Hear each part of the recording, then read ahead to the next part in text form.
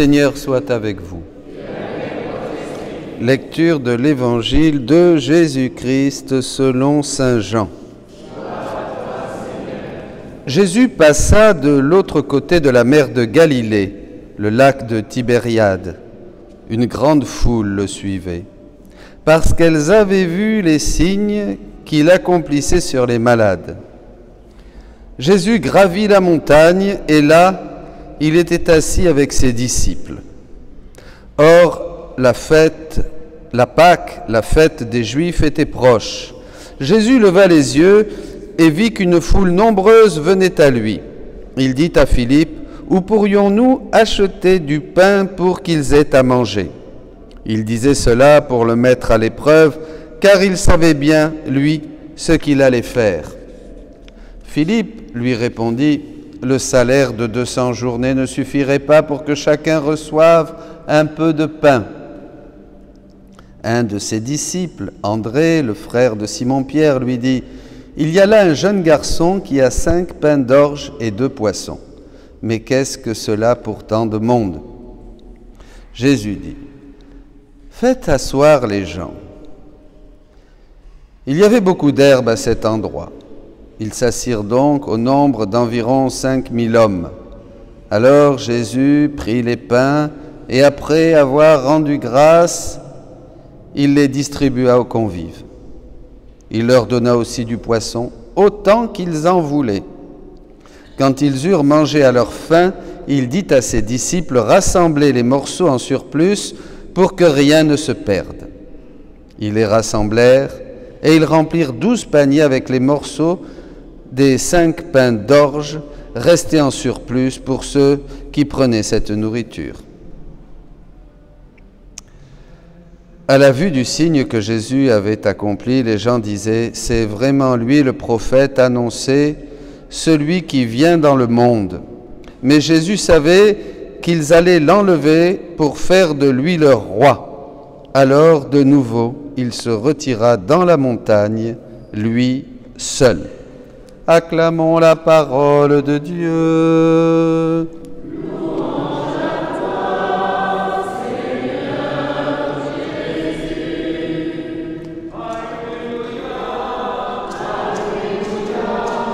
Alléluia,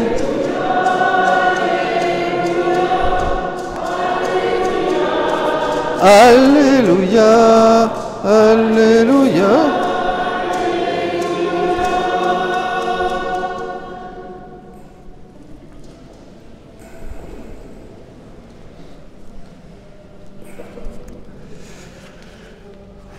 Un évangile que nous connaissons, que nous avons lu et relu, qui a été commenté.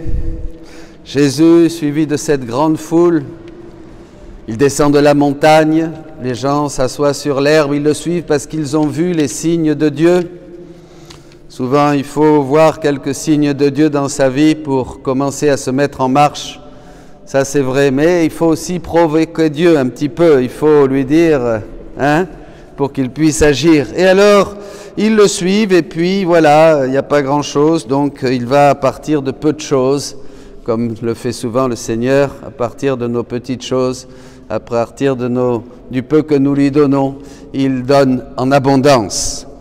C'est l'image aussi de l'Eucharistie, bien sûr, de cette abondance de l'Eucharistie qui se multiplie quand il y a des gens, bien sûr, qui vont à la messe. Mais en fait, Dieu veut dire autre chose. Cet évangile, vous savez, comme tous les évangiles, comme tous les passages, ce sont des choses qui dépassent le temps, puisque Jésus est le même hier, aujourd'hui et demain. Il n'a pas changé. Donc, il a fait des choses il y a 2000 ans qui doivent nous parler aujourd'hui si nous sommes en bonne santé. Évidemment, c'est ça le problème. Il faut avoir faim de Dieu. Si on n'est pas en bonne santé, on ne comprend rien, on ne voit rien, rien ne change dans notre vie et la parole de Dieu n'est pas vie en nous.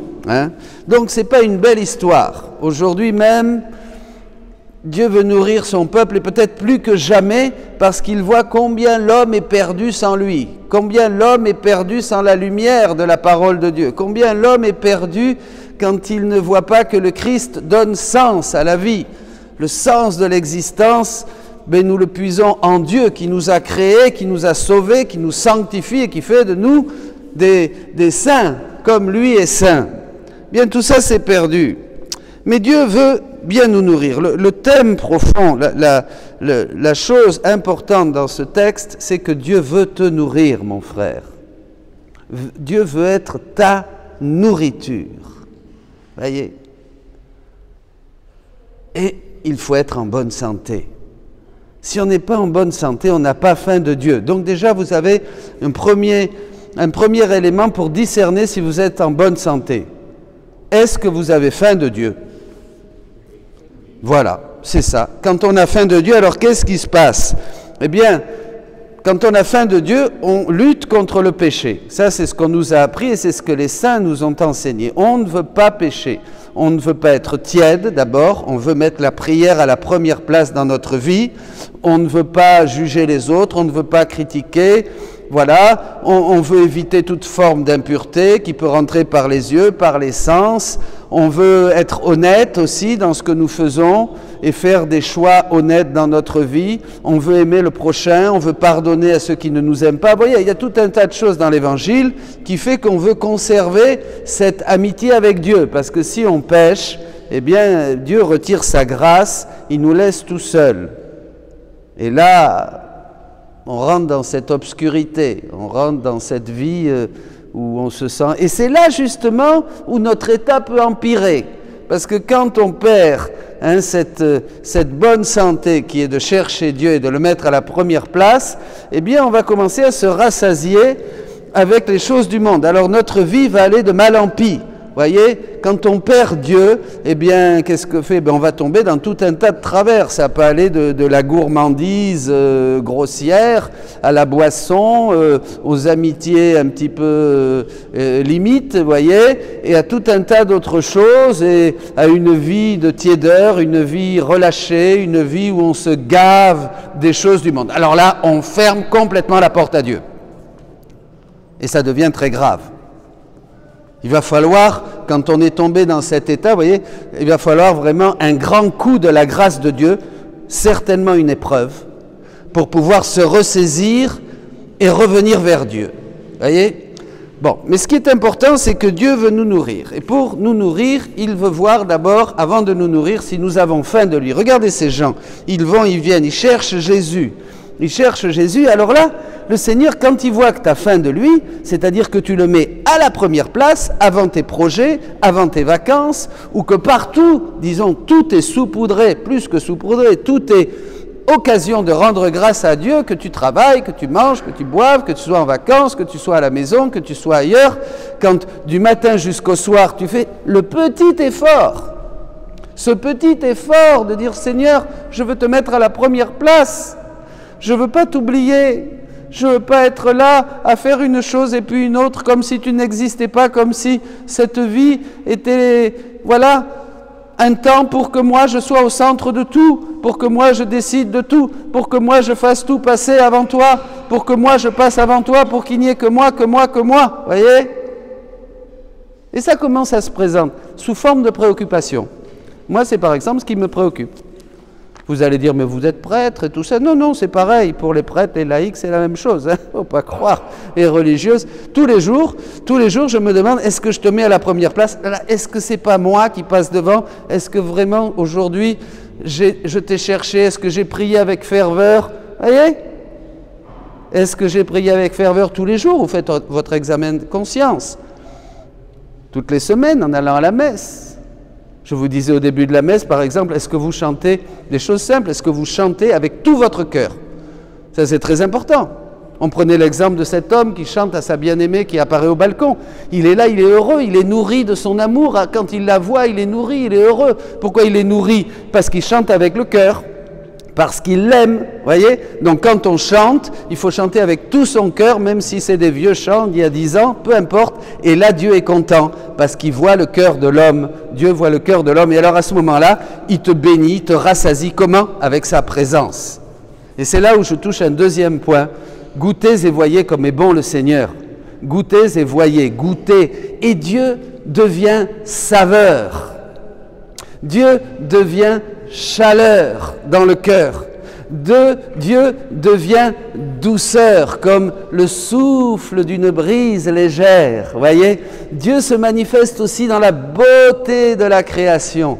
La création nous parle, le soleil, la mer, la pluie, le vent, les étoiles, tout ça réveille en nos cœurs, parce que comme il nous nourrit, il nous ouvre les yeux, bien sûr, il nous guérit de notre aveugle, d'être aveugle de naissance, il nous ouvre les yeux. Alors voilà, Dieu commence à nous parler. Ça y est, on goûte le Seigneur, goûtez et voyez comme est bon le Seigneur. Il nous rassasie. Un pauvre cri, il nous rassasie. Là, ça y est, on commence à être nourri par Dieu. J'espère, mes frères, que vous arrivez tous à ça. C'est très important. Facile. C'est facile de discerner même si on est pécheur, même si on est misérable, même si on est plein de travers, c'est pas grave. Pour le Seigneur, c'est pas grave. Sa miséricorde est immense et infinie. Ce qui l'intéresse, lui, c'est qu'on évite d'être malade, c'est-à-dire de rentrer dans la tiédeur qui nous conduit au péché, et que l'on fasse tout pour le chercher. Cherchez et vous trouverez, dit Jésus. Voyez, c'est tout. Voyez, parce que sinon, qu'est-ce que c'est embêtant? Moi, je dis toujours, c'est très dangereux de mal prier. C'est très dangereux d'aller à la messe sans avoir faim de Dieu. C'est très dangereux, parce qu'on va de mal en pis. Aller à la messe sans avoir faim de Dieu, prier mécaniquement sans avoir faim de Dieu, c'est très dangereux. Parce que ça nous enferme. Voyez, ça peut nous enfermer dans le légalisme, ça peut nous enfermer et surtout ça nous enferme ça nous donne le dégoût de Dieu.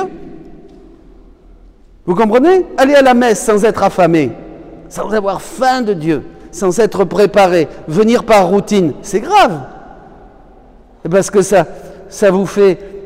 Il n'y a aucune expérience de Dieu, donc on peut aller jusqu'à... Oh, encore la messe.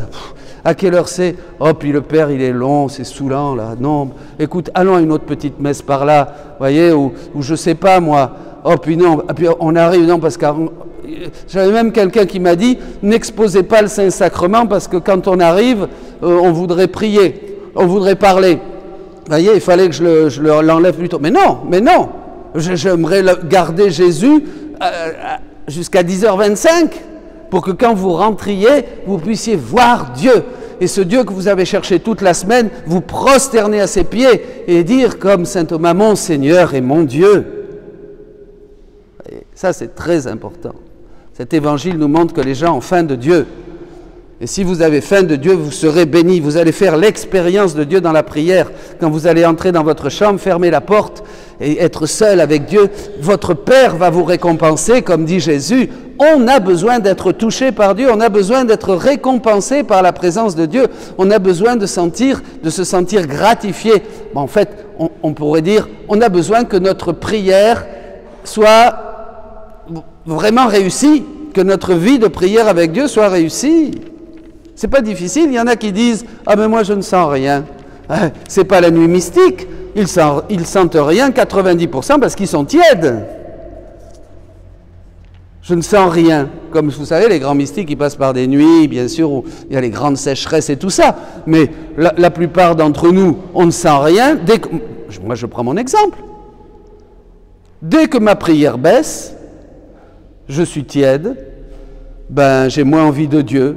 J'ai plus envie des choses du monde, de faire un bon repas, de rigoler, de me distraire, là, comme ça, vous voyez. Et puis, je ne suis pas heureux, je suis triste. Et je ne sens pas Dieu. Dès que je reprends ma prière et que je me dis, allez Dominique, corrige-toi, reviens à la prière, allez, mets ça de côté, c'est pas important, le principal, c'est ton Jésus, aime Jésus, dis-lui à Jésus, Seigneur, maintiens-moi dans la ferveur de l'esprit.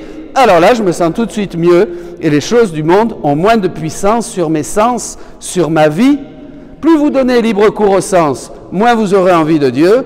Plus vous aurez envie de Dieu, plus les choses du monde seront sous vos pieds. C'est simple, la vie spirituelle. Alors, on cherche Dieu, on le trouve. Bon, et alors ça, c'est ce qu'on a toujours connu. Alors maintenant, allons un peu plus loin dans la divine volonté, bien sûr. Parce que le Seigneur a tout préparé dans les évangiles pour nous donner son royaume. C'est ça qu'il veut, le Seigneur. Il veut nous combler au-delà de tout ce qu'on peut imaginer. Il veut nous donner vraiment voilà. Il veut se donner lui-même. Jésus dit, ma bienheureuse fille, notre suprême bonté ne se contente pas d'aimer l'homme en mettant l'univers tout entier à sa disposition. Le ciel, les étoiles, la mer, l'air, tout ce qui se...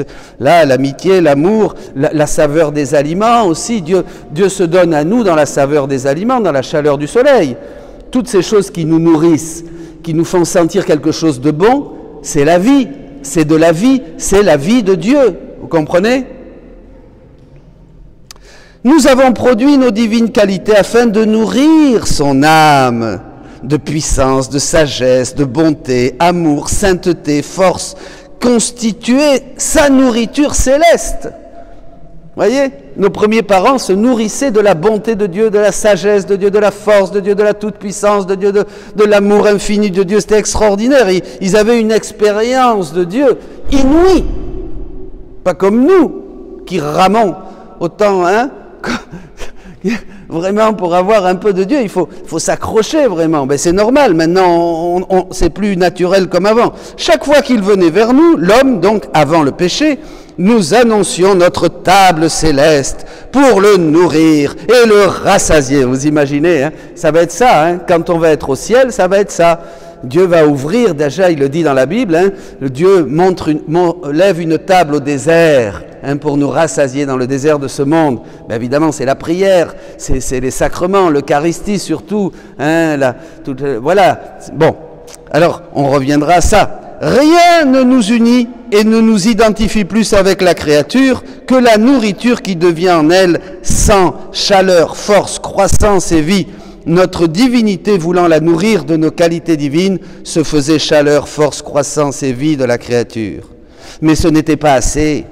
Digérer cette nourriture ne faisait pas seulement grandir la créature toute belle et sainte avec les vertus de la nourriture qu'elle prenait, mais elle servait à faire grandir la vie divine qui ne s'adapte pas à la nourriture humaine. Quand vous cherchez Dieu, qu'est-ce que vous faites? Vous recevez toutes ses qualités, tout ce qu'il est, pour faire grandir en nous, en moi, quoi? La vie divine, la vie de mon baptême. Elle grandit en moi comme un bébé. Elle me transforme. Comment? À l'image et à la ressemblance de Dieu. Puisque c'est ça la finalité. Et si je mets une nourriture humaine, eh bien ça ne sert à rien. Parce qu'elle a besoin de cette nourriture divine pour grandir et former sa vie dans les profondeurs intérieures de l'âme. J'ai besoin, vous comprenez mes amis, si Dieu ne nous nourrit pas, si nous ne cherchons pas à ce que Dieu nous nourrisse, nous sommes malades. La vie divine ne grandit pas en nous, donc nous n'avons qu'une vie humaine. Et il n'y a que la vie humaine qui va se développer, et nous serons bien surpris au moment de la mort. Mais c'est terrible. Au moment de la mort, quand on se rend compte qu'on a passé toute sa vie à ne nourrir, à n'alimenter que la vie humaine, au lieu de laisser la vie divine, ce pauvre Jésus qui est mort et ressuscité pour nous donner sa vie divine, eh bien nous l'avons mis de côté. C'est terrible. Vous savez, le constat à la fin, c'est terrible. Hein. L'apôtre a raison de nous dire, Saint Paul, profitez du temps présent. Profitez du temps présent. Ne vous laissez pas modeler sur ce monde qui passe, mais renouvelez en vous cette vie de Dieu. Laissez-vous renouveler par l'Esprit. Ah, Seigneur Jésus. Alors, bon, ben ça c'était au volume 32, 19 mars, mais je voudrais terminer avec ça. Parce que ça, j'aime beaucoup. Alors, en fait, ces pains, ces poissons, c'est quoi? Qu'est-ce que veut nous enseigner Jésus? Quelle est la nourriture? Quelle est la nourriture qui va nous pousser vers Dieu? Pensez à vous, comptable, musicien, médecin parmi nous, je ne sais pas, viticulteur, travailleur. Pensez à votre travail. Quand vous découvrez quelque chose qui vous permet d'avancer, qui vous permet d'aller plus loin, qui vous permet de trouver la solution qui va résoudre un problème dans l'entreprise ou même dans la famille, ou pensez seulement à quelqu'un qui vient que vous n'avez pas vu depuis longtemps. Vous êtes content parce que vous avez compris quelque chose. C'est génial.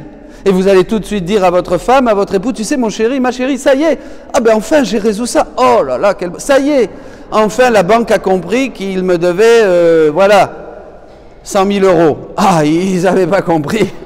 C'est une bonne nouvelle, vous êtes content et tout de suite vous pouvez faire quelque chose, vous pouvez changer de voiture, voyez. Bon donc, ça c'est très très important. Et bien c'est pareil avec Dieu. De toute façon les choses d'ici ne sont que des pâles images de ce que fait Dieu. Puisque tout sort de lui, tout trouve son origine en Dieu. Tout ce qui est bon, tout ce qui est vrai, tout ce qui est juste, sort de Dieu. Hein, mais nous ne le comprenons pas tout de suite. Alors, elle disait, mon pauvre esprit est toujours occupé par le divin fiat. Et Jésus va lui parler. Mais aussi de cette nourriture, parce que la vie n'est pas suffisante sans avoir quelque chose pour satisfaire la faim, et que l'on meurt de faim. C'est pourquoi il me donne très souvent la nourriture céleste et délicieuse de quelque autre vérité qu'exige son divin vouloir, de sorte que non seulement il nourrit, mais élève sa vie en moi. C'est quand on découvre quelque chose sur Jésus. Si vous priez, si on prie, si on ouvre la Bible, si on met Dieu à la première place, on va découvrir des trésors. Ces trésors vont captiver notre cœur. C'est comme des amoureux. Le monde n'existe plus pour eux. Pourquoi? Parce qu'ils sont amoureux. Ils n'ont que des yeux pour se regarder et un cœur pour s'aimer. Pourquoi? Parce que je le trouve beau, je la trouve belle. Parce que ce qu'il dit, ça me fascine, je trouve que c'est génial, ce qu'il fait, ce qu'elle fait, sa cuisine, c'est formidable, elle fait des choses délicieuses à manger, et lui, quel travailleur, puis c'est un champion de football, de rugby, je ne sais pas. Voyez, toutes ces choses qu'on connaît sur la personne nous rendent encore plus amoureux de la personne. Pareil avec Dieu. Mais si on ne lit pas la Bible, si on ne connaît pas rien sur Dieu, on s'embête avec Dieu. On s'embête avec Dieu, vous comprenez? Et s'embêter avec Dieu, je vous l'ai déjà dit, c'est très dangereux, parce que je ne sais pas quand ça reviendra. Il faut retomber amoureux de Dieu. Et on ne peut retomber amoureux de Dieu qu'en découvrant son visage, sa grâce, son cœur ouvert, les secrets qu'il a pour nous, les merveilles qu'il fait pour nous, là où il est, partout, ici, là, à droite, à gauche, sur l'autel, dans l'Eucharistie, la Vierge Marie, les saints, les anges. Et quand le ciel s'ouvre dans nos vies, eh bien on tombe rapidement amoureux de Dieu parce qu'on découvre toutes ces vérités. Et combien de fois je ressens le besoin que mon bienheureux Jésus me dise quelque chose concernant son vouloir, car je me sens mourir de faim. Et mon aimable Jésus, parce que c'est lui-même qui veut me donner cette faim, visite ma pauvre âme et me dit, c'est Dieu qui nous donne faim de lui, mais quand il voit qu'on s'en fout, eh bien il fait rien, il attend. Il faut demander pardon. Il attend à la porte. Je frappe à la porte. Ouvre-moi, ouvre-moi. Quand Dieu voit que tu es tombé dans les choses du monde, dans la tiédeur et que tu te fiches de lui, c'est-à-dire que Dieu est très jaloux. S'il n'est pas à la première place, c'est un drame. N'essayez pas de vivre en mettant Dieu à la seconde place. Ça ne marchera pas et vous ne serez pas bénis. Vous aurez une vie pénible. Les choses, les unes après les autres, vous tomberont sur la tête et vous ne serez pas heureux.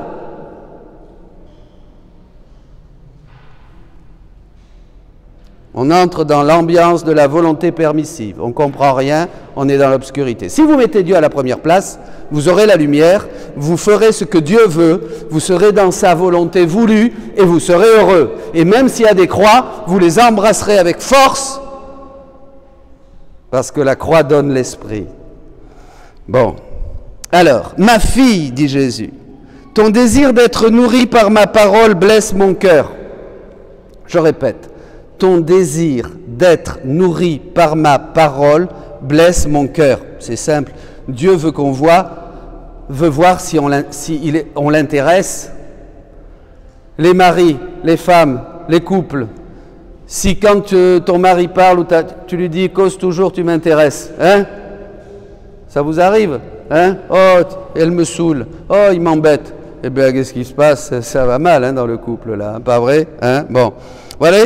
Donc, je cours vers toi quand je vois ça. Je suis blessé, dit Jésus. Je cours vers toi pour te donner la divine nourriture que moi seul peux donner. La divine nourriture que moi seul peux donner. L'homme est fait pour être nourri de Dieu. La divine nourriture vient du ciel. Rien de ce qui est sur la terre pourra nous nourrir et nous satisfaire. Rien. L'homme est fait pour Dieu. Nous sommes des êtres éternels. Nous sommes faits pour le ciel. Nous devons chercher les choses du ciel. Chercher les choses de la terre ne sert à rien. Saint Paul le dit, c'est la mort. C'est la mort. Vous voulez mourir ou vous voulez vivre? Vous voyez, c'est simple la vie spirituelle. Il n'y a pas beaucoup de choses à choisir. Dieu et après le reste. Cherchez d'abord le royaume de Dieu et le reste vous sera donné par surcroît. Mais ne cherchez pas d'abord les choses les surcroît et mettre Dieu après, ça c'est foutu là. Hein? Ma parole est vie et forme en toi une vie divine. Vous vous rappelez la vie divine, on doit l'alimenter avec ce que nous donne le Seigneur, ses vérités, ses découvertes, ses trésors, sa face, son cœur, ses beautés du ciel. Elle est lumière et elle t'illumine. Et la vertu illuminative demeure en toi et te donne toujours la lumière. C'est un feu qui fait monter la chaleur en toi. C'est un aliment qui te nourrit. Je prie pour tous, prions ensemble. Je demande au Seigneur, et demande-le dans ton cœur, Seigneur, ferme toutes les portes de mes sens, de mes yeux, de mes mains, de mon cœur, toutes ces portes que j'ai ouvertes parce que je ne t'ai pas mis à la première place. Et au lieu de me rassasier de toi, je me suis rassasié de cette nourriture du monde, comme le Fils prodigue. Seigneur, maintenant que mes sens ont été comme accros, comme addicts à ces choses du monde, j'ai besoin d'une nouvelle force, d'un nouveau baptême dans le Saint-Esprit, d'une nouvelle puissance. J'ai besoin d'une expérience de toi dans la prière. J'ai besoin que tu touches mes sens, que tu touches mon cœur pour, je ne sais pas moi, pour arrêter de boire, pour manger moins, pour ne pas mettre tout le temps la télé dans tout le temps et pour voir sans arrêt une chose et une autre, pour faire ceci, pour faire cela, pour que la prière redevienne à la première place et que je cherche d'abord le royaume de Dieu. Aide-moi, Seigneur, viens à mon secours, libère-moi aussi de l'ennemi, du mauvais, qui à travers toutes les portes que j'ai ouvertes dans mon sens, avec mon libre arbitre, m'a attaché, m'a lié à des habitudes, à des choses, à des manières de penser, et me tient accro au plaisir du monde. Viens avec puissance, Seigneur. Je voudrais avoir une nouvelle santé spirituelle. Je voudrais être heureux tous les dimanches quand je tends la messe qui sonne et courir pour déjà me préparer. Je voudrais ouvrir la Bible et lire l'évangile du jour, l'évangile du dimanche pour déjà me laisser alimenter par cette parole. Viens, Seigneur, je veux vivre en chrétien. Je veux être plein de toi, plein d'esprit, plein de ta parole pour pouvoir donner des conseils aux autres et peut-être après cette expérience de nouvelle conversion, pouvoir aider les autres à retrouver le chemin de Dieu. Que le Seigneur descende sur vous, que son Saint-Esprit avec puissance visite vos cœurs, vous remplisse de joie. Oui, tu le peux. Avec Dieu, rien n'est impossible. Amen.